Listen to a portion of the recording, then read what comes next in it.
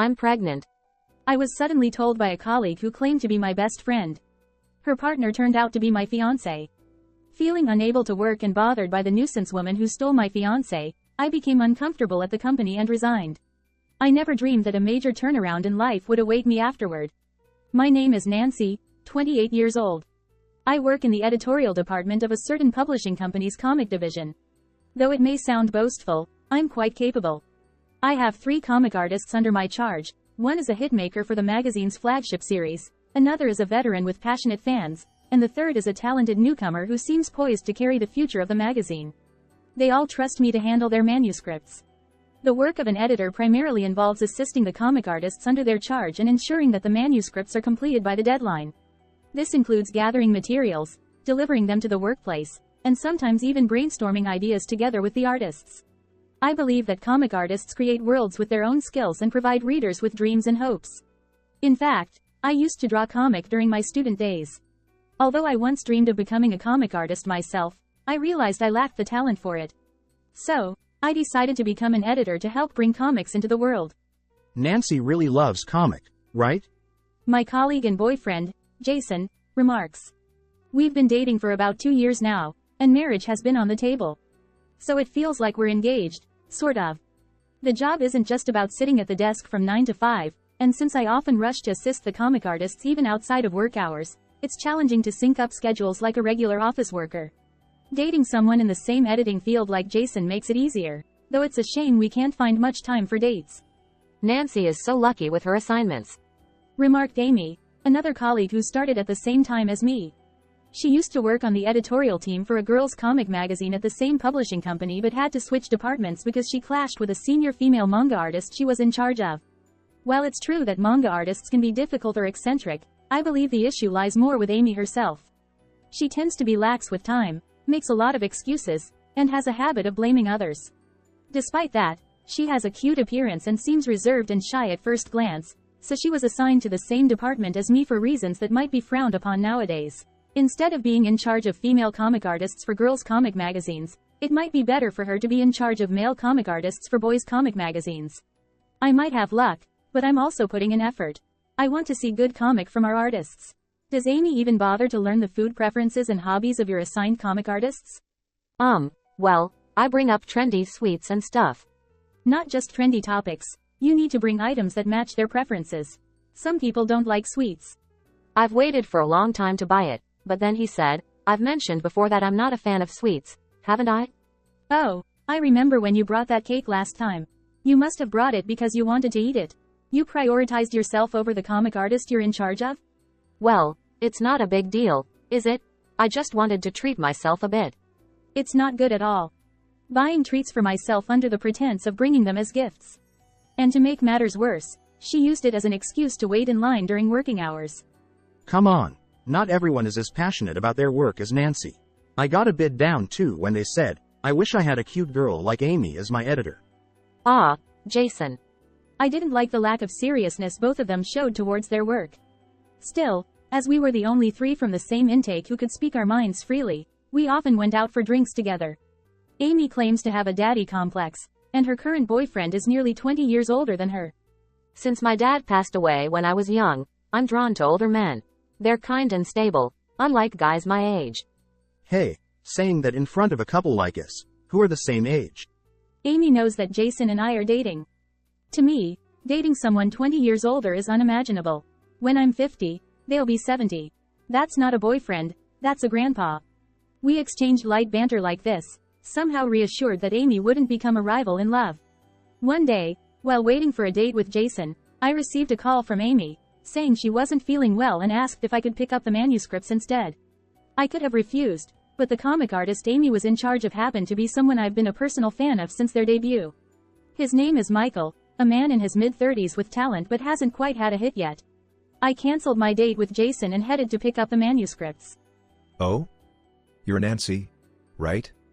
What happened to the usual person? Even though I had never been in charge of him before, I was happy he remembered my name.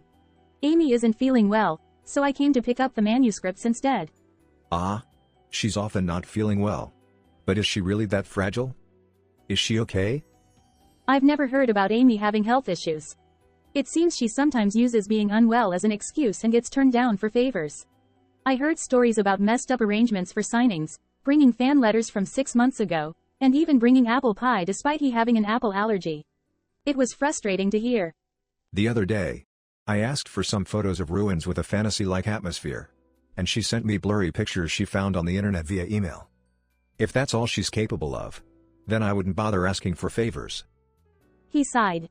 I promised to apologize profusely on Amy's behalf and give her a stern warning. Maybe I'm being treated coldly because my comic isn't popular enough.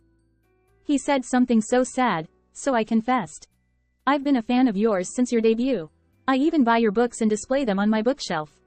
He was delighted, and Michael said, Really? Then I'll draw your favorite character for you. He carefully drew my favorite character in my planner. I was so happy that I forgot my anger towards Amy. But come on, the artist is so old-fashioned. He even asks for physical materials and prefers handwritten fan letters. Sending fan letters in envelopes is weirder, you know? When I gave Amy a stern warning, she not only refused to reflect on her actions but also insisted that she did nothing wrong. There are still many traditional artists out there, and there are plenty of fans who write heartfelt handwritten fan letters. Just because you find it bothersome doesn't mean you should slack off on your job. Geez, Nancy, you're scary. You see, our job is to assist the comic artists in creating good work. It's not just about interfering with allergies or being a nuisance, it's about being harmful. But I didn't know. It's not my fault. That's a lie. Michael said he had communicated properly. Just then, Jason arrived and interrupted the conversation. What's going on? Seems tense. Ah, Jason. Nancy keeps saying mean things to me. She said, making gestures of crying without shedding a tear and pleading with Jason in a sweet voice. Amy, did you mess up again? It's not about messing up or making a mistake. I'm talking about your attitude towards work. We don't need an editor who causes trouble for the comic artists. Hey, that's going too far. Don't blame others based on your own standards. I never thought my fiancé would take Amy's side. Looking back, I think our relationship was already falling apart at that moment. We had different perspectives on work and different priorities. I should have ended things with Jason then and there, but I still had lingering feelings or thought it was fixable, so I couldn't bring myself to cut ties with him. After that, Amy was removed from being Michael's editor. It was because Michael had spoken to the editor-in-chief about changing editors, but because he didn't want to cause trouble, he didn't tell Amy the truth. Amy assumed I had snitched on her to the editor-in-chief. How could you? Snitching to the editor-in-chief. Huh? I just gave you a warning. I didn't snitch. Then why am I being removed as the editor? The fact that you replaced me is proof enough. That's right. Michael told the editor-in-chief. If possible, I'd like Ms. Nancy to be my editor. This news made me incredibly happy, but it only fueled Amy's misconception that she was removed because of me.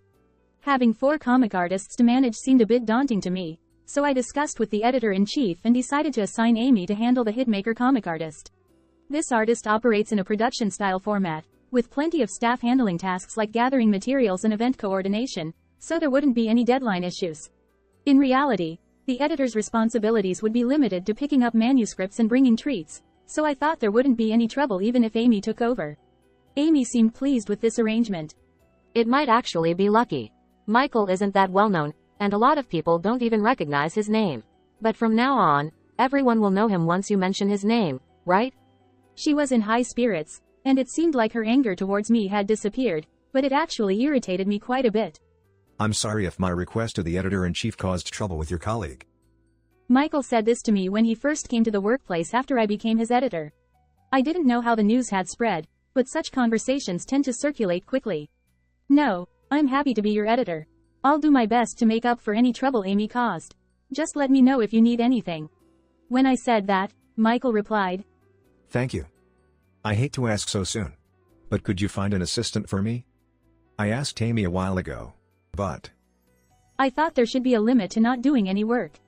I arranged for staff who could draw illustrations that matched Michael's style and wouldn't disturb the workplace atmosphere too much. Since Michael was single and meals during work were mostly delivery, I arranged for someone to cook meals, and when I was present, I even treated everyone to homemade dishes. Since there wasn't a manager-like figure, I took on as many of the daily administrative tasks as possible. This is amazing. Whenever I request materials, you always provide exactly what I need, and I've had much more time to draw comic. I was happy to be appreciated like that. Michael's artwork wasn't flashy, but it was incredibly skillful, with a unique worldview and humor that attracted a dedicated fanbase. And I was one of them. Although he was the type who preferred to spend time on intricate details, I thought he must have had a tough time dealing with trivial matters and a shortage of assistants. Perhaps because he had more time and mental space, the popularity of his ongoing series was increasing, and I received praise from the editors as well. One day, Jason said, We need to talk. and we made plans to meet for a meal. Was it about marriage? Or maybe it was about breaking up.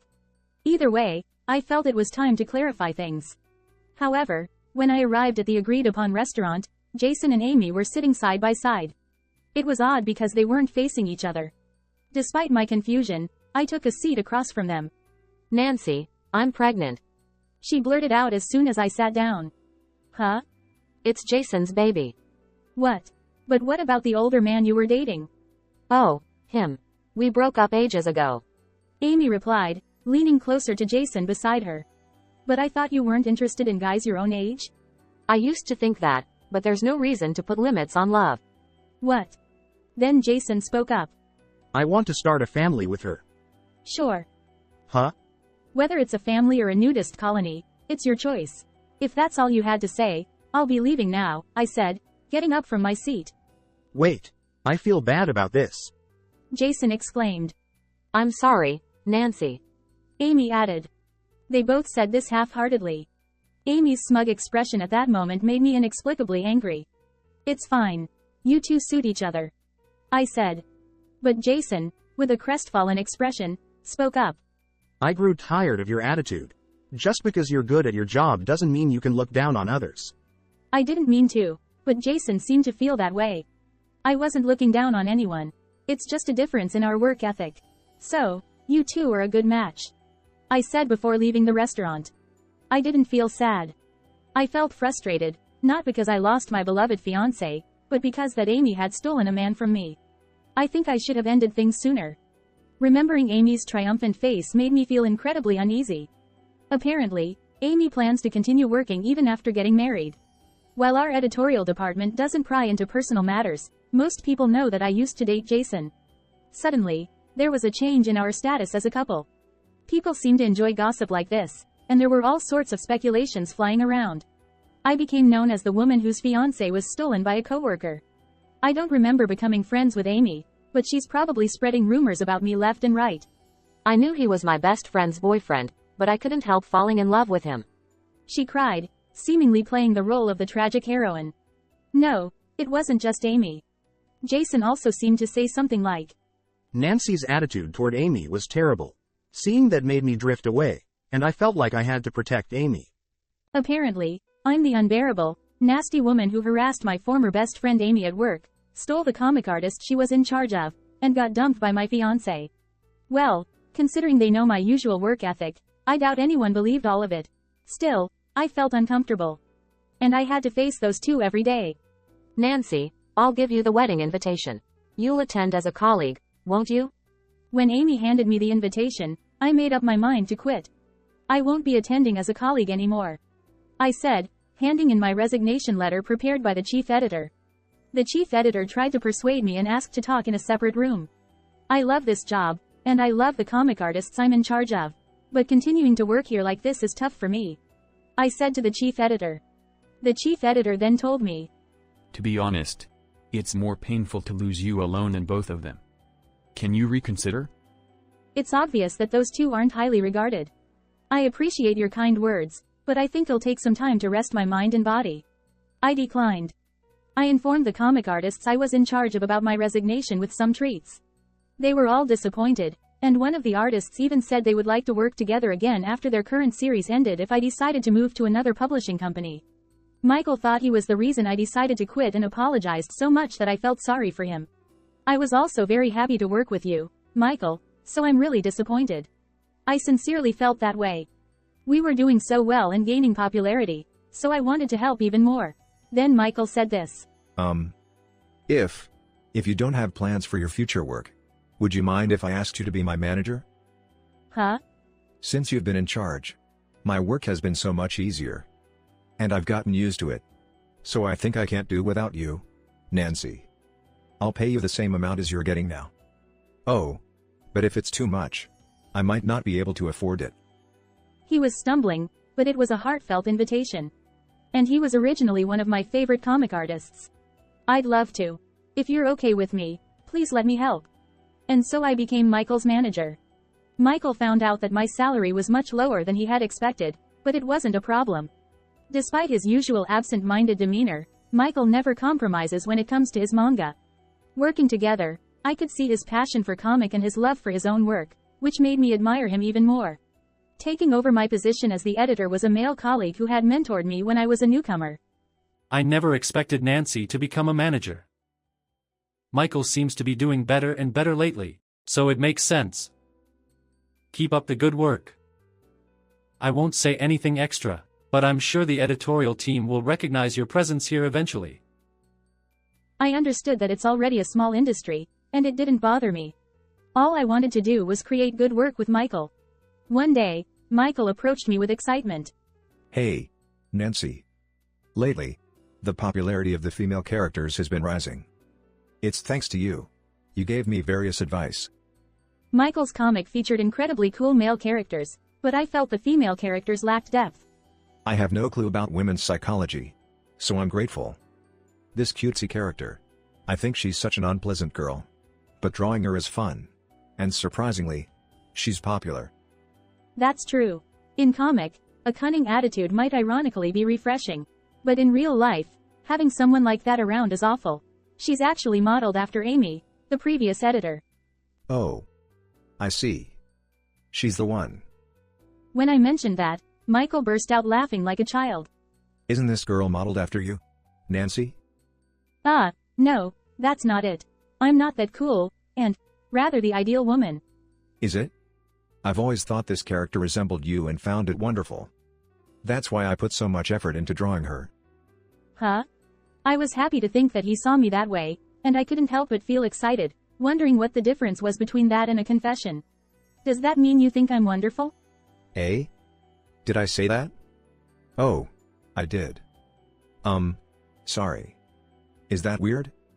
He looked apologetic and a bit downcast, which I found cute. Oh, not at all. I love your comic, but I also admire your attitude towards work.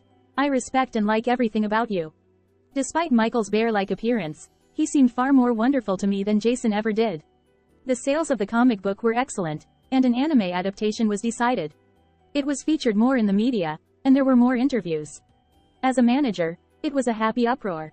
I had completely forgotten about Jason and Amy, but I had to visit the editorial department for some business. Come to think of it, did they get married? Thinking that, when I arrived at the editorial department, there was Amy, her belly noticeably bigger. Oh, long time no see. I greeted her cheerfully, but she just glanced at me and quickly left. After handing over some legal documents to the chief editor and being invited for tea, we moved to the cafe area. Man. It's been tough since you left. The chief editor sighed. The hitmaker comic artist Amy was in charge of got angry. What? That artist? Who's stable no matter who's in charge? I was surprised. Apparently, Amy had angered the artist by suggesting, "Why don't you go digital? Everyone does these days." I apologized profusely. And now I'm handling it. Amy is just organizing materials. Well, she's not doing that properly either. But we can't fire her just because she's not good at her job. She's all set to take maternity and childcare leave. With that, the chief editor sighed again. The reputation of Jason isn't great either. I handed him the veteran comic artist you used to handle. But he keeps comparing himself to you. Complaining that he's not attentive enough or that he's slow at work. And I keep getting complaints. Saying this, the chief editor dropped his shoulders with disappointment. While I feel sorry for him, there's nothing I can do about it. I'm relieved to hear that the newbies are being taken care of by competent editors. As I was leaving, I passed by the materials room and saw the two of them talking. They weren't working, as usual. Jason noticed me and said with a bitter expression, "Long time no see. Looks like you're doing well." "Thanks to you. Things are busy with the anime adaptation confirmed and talks about a game adaptation, but I'm fulfilled." I replied with a smile, to which he clicked his tongue in response. I couldn't believe I was engaged to a man like him. Oh, By the way, I'm marrying Michael. I'll be supporting him as both his manager and partner from now on. I added. Eh? Jason exclaimed. Are you kidding? That artist has been making a ton of money lately. Amy reacted incredulously. I was surprised she responded to that. Neither of them congratulated me. To top it off, Amy said. He was my responsibility. That's unfair. Saying something incomprehensible. So I decided to tell a little white lie. Well, yes. We're planning to have a grand wedding and reception, and we're thinking of going on a round-the-world honeymoon. We're even considering buying a big house for our new home. I said, showing off a large engagement ring adorned with precious gems. The ring was the only truth, the rest was all made-up lies. Well, they weren't entirely impossible to achieve, though. Seeing Amy's genuinely frustrated expression eased my nerves. Michael is such a tacky guy. Like a bear, right? Jason said in frustration. He's truly a small-minded man. He's a wonderfully talented and charming bear. 100 times better than you. I replied truthfully. Well then, farewell. I wish you both happiness. I said as I walked away, leaving behind the sound of the two of them arguing. Later on, it turned out that Amy had been presented with evidence from the wife of the older man she used to date and was being sued for damages. Turns out, her partner wasn't single after all. As for Jason, he mentioned. The child in her belly might not even be mine. But you never know until the baby is born. Given that everyone was already giving the lazy and unmotivated couple side-eye, I couldn't help but wonder if they would have an even harder time at the company with such scandals surfacing. But knowing how shameless they are, it's hard to say. Either way, I couldn't imagine a bright and happy future ahead for the two of them. A luxurious wedding ceremony. Reception. World tour. And a big house. Huh? Are we going all out? Michael said with a laugh after hearing my story. I know you're not comfortable with flashy things in public. The world tour sounds appealing, but I don't want to disappoint the readers by taking a break from the serialization. As for where to live, anywhere will do. I replied. Got it.